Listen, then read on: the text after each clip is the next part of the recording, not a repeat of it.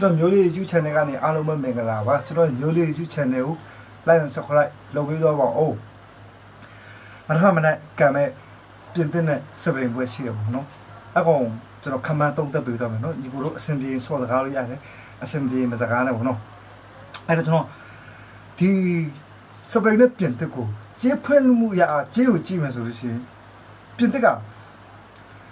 level ကြားသုံးတဲ့အရှုံးပေါ့ကိုပေါင်းကြီးဆိုလို့ရှိရင်သုံးလုံးတရားအစားပေါ့နော်အဲ့ကိုပေါင်းကြီးကိုကျွန်တော်ဟိုမတင်မကြလေးဖြစ်နေအောင်နော်ဘလို့မတင်မကြဖြစ်တာလေးရဆိုလို့ကျွန်တော်ရှင်းပြပြီးမှာနော်ညီကိုတို့လည်းဟိုသိအောင်လို့ပေါ့အဲ့တော့ပြင်းတဲ့စပရင်ကနောက်ဆုံးတွေ့တဲ့9ပွဲမှာသူကစပရင်က4ပွဲနိုင်ပြင်သစ်က2ပွဲနိုင်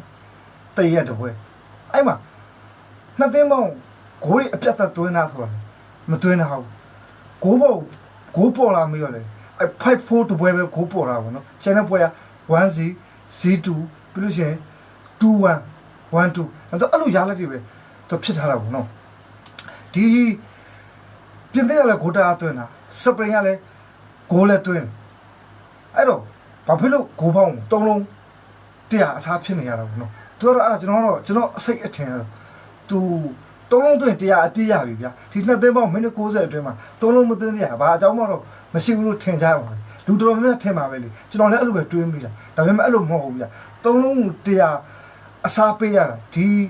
စပရင်ရဲ့စကားဟန်ကြောက်တယ်ဒီပြင်သစ်နဲ့စပရင်နဲ့တွေ့တဲ့ပွဲမှာဒီစပရင်ကဘောလုံးကိုထိန်းချုပ်ပြီးတော့ပဲဆော့သူကွင်းလည်းအသားပေးပြီးဆော့မှာပြင်သစ်တော့ဘောလုံးပေးကြိုင်မှာမဟုတ်ဘူးဒါပေမဲ့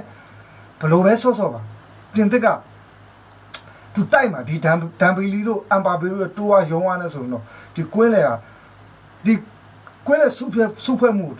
ဖြတ်စည်းပြမှာဒီဘတ်တန်းတွေကွင်းလေတို့ဒီအမ်ပါဘေတို့ကဒီပြင်သစ်တိုက်စစ်ကဘလုံးမမရဂိုးတော့ပေးရမှာတကိုးလောက်တော့ကျွန်တော်စိတ်ထဲကတော့တကိုးလောက်တော့ရမယ်လို့ကျွန်တော်တွေးမိတယ်ပေါ့နော်ပြင်သစ်ကနေပြီးတော့စပရင်ဂိုးတနာမတနာခဏစားကျွန်တော်ပြင်သစ်ဘက်ကခံစားမိတော့ကျွန်တော်ပြပြတော့အဲ့တော့ချင်းဖွင့်လို့မရအောင်ကျေးကြည့်မယ်ဆိုရင်တော့ဒဲကိုပြား30ကျွန်တော်အဲ့ကြီးကိုကျွန်တော်မကြိုက်ဘူးဗျအဲ့ပြား30ကျွန်တော်ပြောတာဗျဟိုပေါက်စပရင်ပေါက်မှာပေါ့ကျွန်တော်ဘောင်ပြင်တဲ့ပေါက်မှာဆိုတော့တလုံးသွင်းကျွန်တော်ဟိုတည်းခံမှန်းပေးခဲ့သလိုတလုံးသွင်းလို့ရှိရင်90 80 50အနည်းဆုံးမပေါက်ဘူးဆိုတော့ဗျ80 90လောက်ပေါက်အောင်တလုံးသွင်းအဲ့လိုမျိုးအပြည့်စားနီးပါပေါက်အောင်ဟိုကဒဲကိုပြား30ဆိုတော့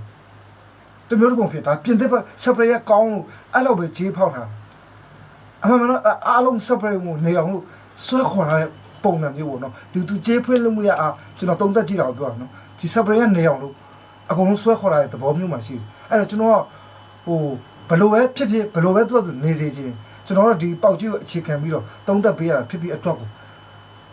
ဘလို့ဖြစ်ကျွန်တော်ဒီညတော့စပရင်တော့ကိုကျွန်တော်မရွေးချင်ဘူးကျွန်တော်တလုံးလုံးတော့ကတ်နိုင်သွားမယ်ထင်တယ်တကယ်လို့ဟို